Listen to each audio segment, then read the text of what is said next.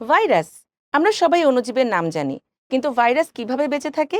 আমরা সবাই জানি ভাইরাস অন্য একটি পোষকের দেহে প্রবেশ করে সেই দেহে নিজের বংশবৃদ্ধি করতে পারে। এমন কি হতে পারে যে ভাইরাসের কিছুদিন একরকম পোষক দেহকে ভালো লাগলো, তার কিছুদিন পরে সে পোষক দেহ পরিবর্তন করে অন্য পোষক দেহে আক্রমণ করলো? হ্যাঁ, এটাও সম্ভব। যে সকল ভাইরাস তাদের পোষক দেহ পরিবর্তন করে কিছুদিন পর পর, তাদেরকে বলা হয়ে থাকে ইমার্জিং ভাইরাস। আমাদের চারপাশে এরকম অসংখ্য ভাইরাস রয়েছে যারা কিনা ইমার্জিং ভাইরাস হিসেবে পরিচিত।